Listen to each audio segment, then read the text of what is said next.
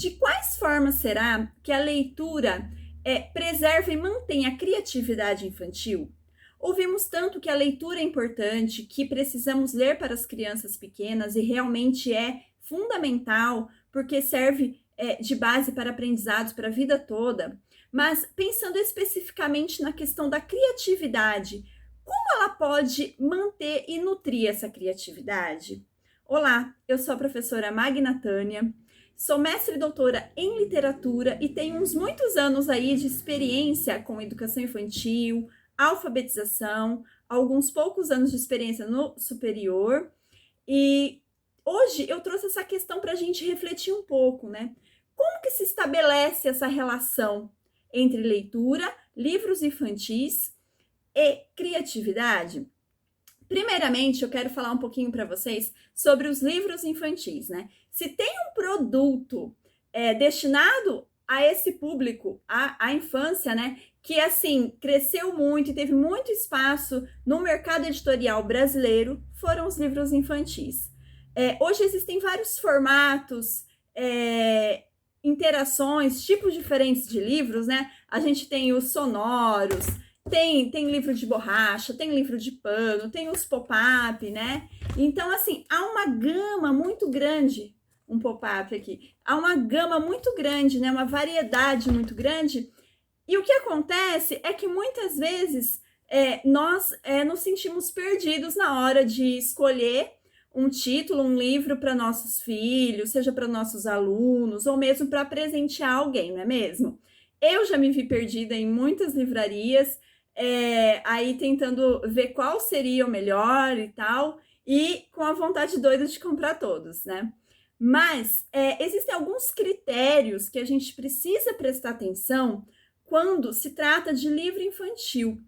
Afinal, o público, né, é um público em desenvolvimento, né? Então a gente precisa tomar alguns cuidados. E dentre esses critérios estão o fato de que o livro infantil ideal, entre aspas, né, ele precisa oferecer aí segurança para a criança conforme a idade. Ele não pode apresentar, por exemplo, peças, né, que se descolam e tal, que pode ser engolida por essa criança. Ele tem que apresentar segurança. Ele precisa acrescentar algo no repertório infantil, né? Ele precisa ensinar algo ou então estimular aprendizagens, né, para essa criança. Ele também precisa trazer conteúdos adequados para aquela faixa etária e para o desenvolvimento infantil em que aquela criança se encontra, né? Então, isso é importante demais também. Um quarto aspecto é que os livros infantis, gente, eles precisam ser tão atraentes quanto os brinquedos, né? Eu acho que isso é bem importante também, né? Para a gente desmistificar o livro, né? A criança precisa se sentir à vontade com o livro, ele precisa estar na altura dessa criança, acessível, né? E ele tem que ser tão atrativo quanto o brinquedo, né? Para que essa criança se sinta ali à vontade e procure esse livro, né? E um último critério que a gente precisa observar, né? É a questão, gente, de que esse livro precisa nutrir a imaginação, a criatividade e a curiosidade das crianças, tá? E percebam que nesse último item, né? Nesse último item, eu falo que precisa nutrir e não estimular a criatividade da criança. Pois é, gente, a criatividade, ela é uma habilidade natural. Ela nasce com as crianças, tá? E da mesma forma que a curiosidade e a imaginação, tá? Ela é natural. Tem uma frase do Piaget, de Jean Piaget, que eu gosto muito, né? Que ele diz assim: nasceu gente é inteligente. Adoro essa frase. E eu acrescentaria o seguinte: nasceu gente é inteligente, é curioso, é criativo e é imaginativo, tá? O que acontece então, né? Que a gente encontra tantos adultos aí no cotidiano que se dizem que não são criativos e tal. O que acontece então? Acontece, gente, que muitas vezes nós adultos, né? Muitas vezes sem saber, sem ter essa informação, sem ter esse conhecimento, né? Ou também por querer apenas replicar, né? Repetir a educação que nós tivemos quando nós fomos crianças em outro mundo, né? Que já não existe mais.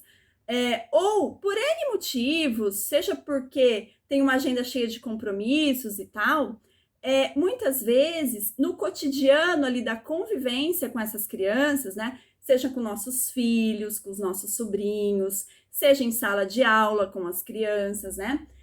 Nós vamos tolhendo essa criatividade, nós vamos abafando, né? Então, quando a criança ali espontaneamente ela expressa a sua criatividade, ela vai fazer algo, nós vamos minimizando tudo isso. E com o passar dos anos, conforme essa criança vai crescendo, ela vai deixando, né?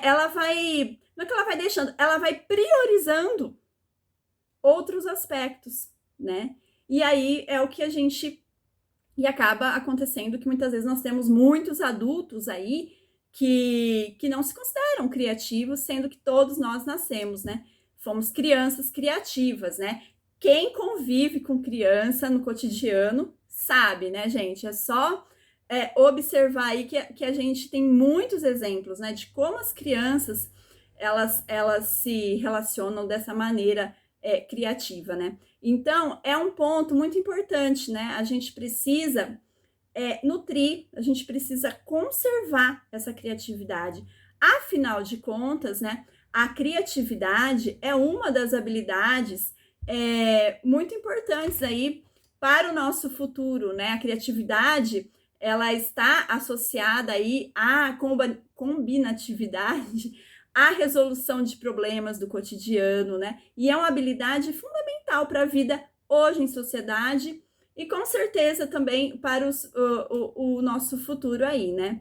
Então vamos falar um pouquinho mais como que a leitura pode intermediar tudo isso. Vamos lá? A leitura de livros infantis preserva e mantém a criatividade das crianças por meio de uma relação aí de mão dupla, né? Servindo de combustível para essa criatividade, né? Então, seja a leitura literária, né, dos livros de histórias, fábulas, poesias, né? Porque quando a gente fala em literatura, nós estamos falando em arte, né?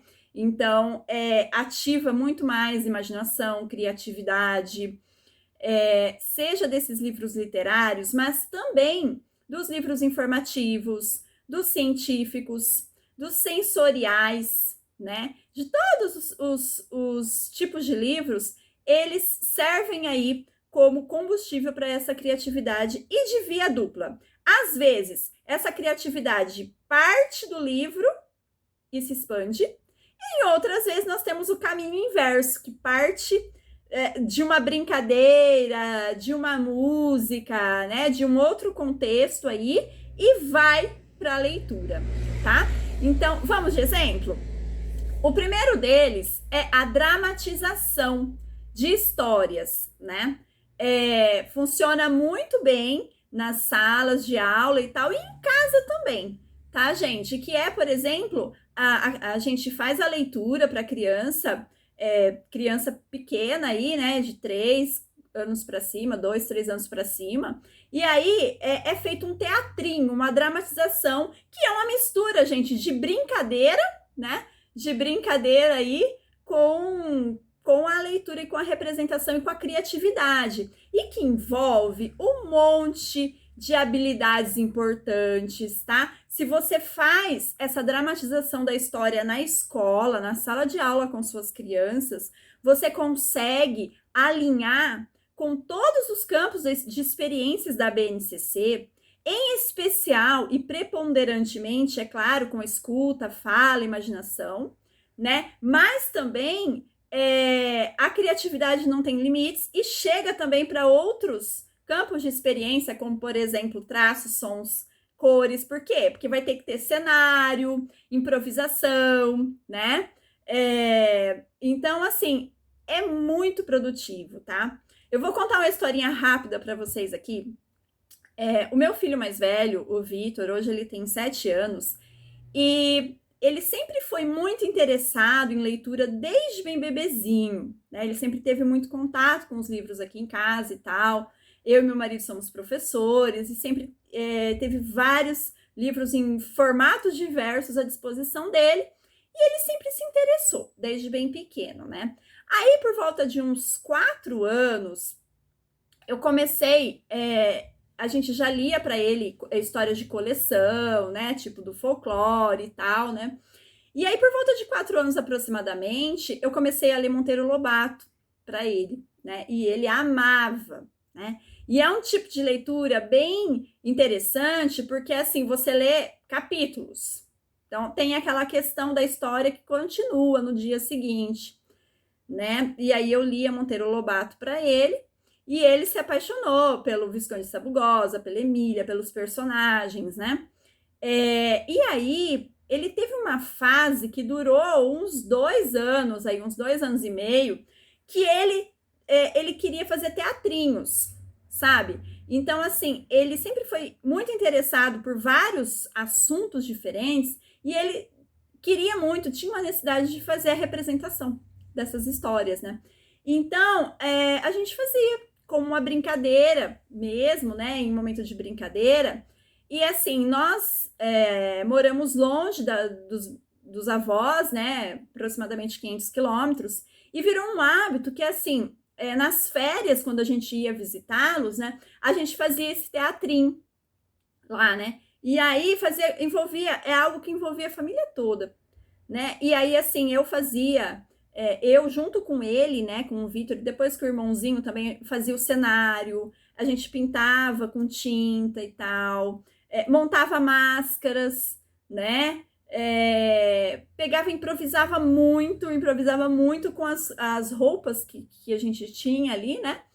E aí ele mantinha, por exemplo, as roupas que tinham os personagens que tinham na história, tinham que ter ali na representação, né? Mas muita coisa saía fora e era da criatividade, da imaginação, né? A história era muito interessante, porque assim, a gente fez o teatrinho do Sítio do Pica-Pau Amarelo, por exemplo, dentre vários outros, né? Que em outro momento eu vou contar mais especificamente para vocês.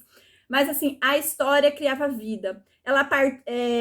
Essa representação, ela partia da história original do livro, tá? Mas ali no momento era a representação, era a criatividade de cada um. Então esse é um exemplo, uma brincadeira que as crianças amam, tá, gente? Então assim, façam, tá? Um outro exemplo de relação direta aí entre a leitura e a criatividade são as representações corporais, né? As danças, esse criar de ritmo, né? Se é, por exemplo, uma poesia, é mais fácil de fazer isso porque a poesia já é ritmada, mas assim, dá super bem para a gente fazer essa interpretação. Por exemplo, tem o poema A Bailarina, da Cecília Meirelles, né? Eu já vi uma professora colega que fez uma representação da bailarina com sua turminha, com seus alunos. Então, a gente consegue fazer isso, né, gente? Construir cenários, né? Cenários inteiros em miniatura e personagens também com massinha, com argila, com materiais recicláveis, né? Olha só quanto que a gente trabalha aí de coordenação motora fina, coordenação visomotora, né? Percepção visual. Então, veja bem, dá para fazer isso em sala de aula. Em relação ao BNCC, é mais alinhado ao campo de experiência, traços, sons, cores, né? Como predominante, mas aí dá para fazer essa relação aí com a leitura de história, tá? Dá para fazer essa relação aí lá do campo de experiência de escuta, fala, imaginação, pensamento, tá? Um outro aspecto também bem interessante, gente, é a produção textual própria da criança. Se já é uma criança maiorzinha, uma criança que já está alfabetizada, que já escreve também, né, além de ler, a partir das leituras que essa criança já faz sozinha, na maioria das vezes, ela mesma faz a sua produção textual, né? Isso acontece muito aqui em casa também. E é interessante a gente observar como essa criança faz essa produção textual a partir do gênero textual que ela gosta mais. Por exemplo, aqui em casa, o Vitor, ele faz aí, ele cria as historinhas dele em quadrinhos, tá? E a partir de histórias literárias, né? A partir de histórias literárias ou de outros tipos de livros mesmo. Mas ele gosta do formato quadrinho, então ele representa, né? Veja bem, gente, que exercício de escrita poderoso e que parte do interesse dessa criança, que é algo significativo, né? Outro aspecto é uma exposição de artes, né? Seja de pintura, de desenho, né? Com tinta, com lápis de cor, com giz de cera e tal, a partir de como a criança vê os personagens ou o que ela entendeu daquela história, né? Veja quantas coisas, quantas atividades diferentes alinhadas à BNCC que a gente consegue fazer, tá? E um outro ponto também, né, e que eu disse ali no início do vídeo, né, quando eu comentei que leituras de livros infantis e criatividade mantêm uma relação de mão dupla, né, sendo combustível uma da outra, e falei que tem o caminho inverso, né? Agora eu vou dar um exemplo para vocês prático que aconteceu aqui em casa com meu filho mais novo e que já aconteceu muitas vezes também em sala de aula, quando eu lecionava para educação infantil, que é o contrário, tá? A criança, por exemplo, gosta muito de uma música, né? Aqui em casa, o Lucas, meu filho menor, tem 4 anos, e ele gosta muito de palavra cantada, das músicas de palavra cantada, né? E aí, cantando, a gente cantando e tal, tem aquela música Sopa do Neném, né? Que inclusive, fica a dica, uma excelente música para desenvolver a consciência fonológica nas crianças de educação infantil. Anota aí, tá? Brincando. Dá para você fazer uma brincadeira cantada com a música, porque ela apresenta muitas rimas, tá? Então, dá para, além do vocabulário, né, de trazer a questão do campo semântico e tal. Então, dá para fazer um trabalho riquíssimo, tá? E aí, ele gosta dessa música, a gente estava fazendo, brincando e tal, eu estava estimulando a questão da coordenação, não, da consciência fonológica, desculpa, né? E aí, eu fiz uma paródia, tá? Da música Sopa do Neném. Paródia é quando você cria, né, uma outra letra de música a partir, mantendo o mesmo ritmo e a mesma melodia da música original, tá? Então, eu fiz a sopinha do Luquinha, que ele é Lucas, né? Então, o que eu fiz, né? Eu usei todos os elementos que ele conhece e comidas que ele gosta, né, que são preferidas dele. E busquei rimas, palavras que rimassem, que ele conhece também, né? Então ficou mais ou menos assim: sopinha do Luquinha, será que tem espaguete, que ele gosta bastante, né? Será que tem patinete? Então veja bem, eu trouxe a comida preferida, que rimou com um brinquedo que ele conhece, que tem no quintal e tal. E aí, e assim eu fiz toda a paródia oral, tá, gente? Tudo oralmente, na nossa brincadeira, na nossa hora da brincadeira, que acontece de noite, né? Ele vai na escola no período da tarde, fica com o pai de manhã e fica comigo à noite. E aí, no nosso momento ali da noite, a gente fez tudo oralmente, tá? E tanto que tem vezes que até que a gente esquece algumas sequências, né? Mas o cerne, né, dessa atividade aí de consciência fonológica foi manter as rimas, considerar aí o campo semântico dos alimentos, né, que ele conhece, que ele gosta, né, e trazer, se possível, brinquedos, brincadeiras ou palavras que rimassem, né. Veja bem, e aí a gente, criança, vocês sabem que criança ama repetição, né, então a gente tem que cantar a sopinha do Luquinha sempre que a gente vai brincar. E veja bem, né, gente? Tem a questão do ritmo, da rima, né? Você tá estimulando a consciência fonológica, né? E o Lucas, o meu filho menor, ele é uma criança que ele não gosta tanto de livros. Sim, né? Eu tenho o mais velho que é apaixonado por livros e tal, e tem o menor que ele não gosta tanto. Veja bem, né, gente? Os dois criados aí no mesmo ambiente, com os mesmos estímulos, mas aí é uma questão de preferências pessoais. E em outro vídeo, em outro momento, eu venho contar essa história de como eu driblo isso no cotidiano e consigo fazer com que os livros cheguem até ele e que ele ouça leituras sem muita resistência, mesmo não sendo algo que ele prefira tanto, tá? Se você quer saber essa história, coloca aqui nos comentários desse vídeo. Quero saber como você faz para lidar aí com seu filho, né, que não gosta muito de ler, tá? Que em outro momento eu vou fazer um vídeo sobre isso, tá? Mas voltando para fechar, essa é uma das estratégias que eu usei, tá? Para aproximar o livro, que foi, ele ama música, né? Aí a gente construiu a música dele, que foi uma paródia, Sopinha do Luquinha, e depois de cantar, brincar muito, né? Aí eu instiguei a curiosidade dele, né? Como que eu fiz isso? Será que existe alguma história que tem sopa? Será?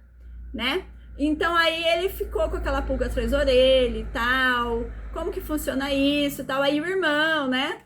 Que sempre tá participando junto e tal. Aí ele falou assim: tem sim. É a história da sopa de pedra, né?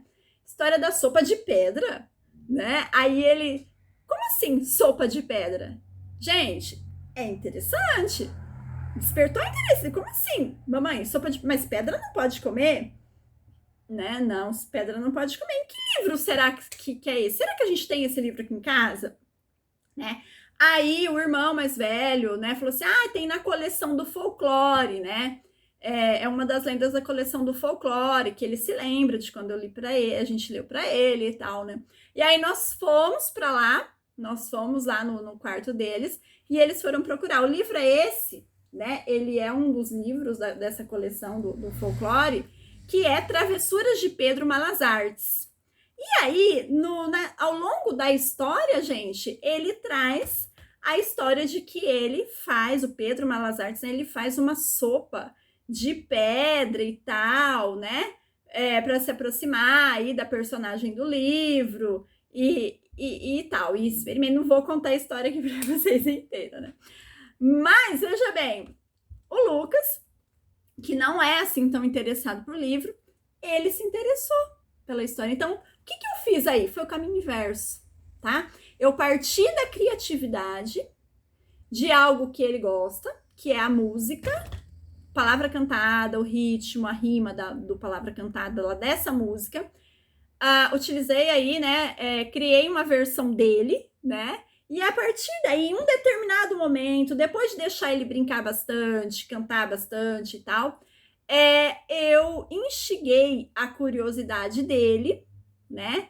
E levei para a leitura da história, tá? Então, veja bem, criatividade, leitura de histórias, né? E leitura de livros infantis, aí, numa relação de mão dupla, uma sendo combustível da outra, tá bom? Então, é nesse sentido que eu falo para vocês, tá? Essas são apenas algumas, né, alguns exemplos, algumas ideias de como a gente pode estabelecer essa relação, tá? No dia a dia aí com as nossas crianças, seja em casa, seja na escola.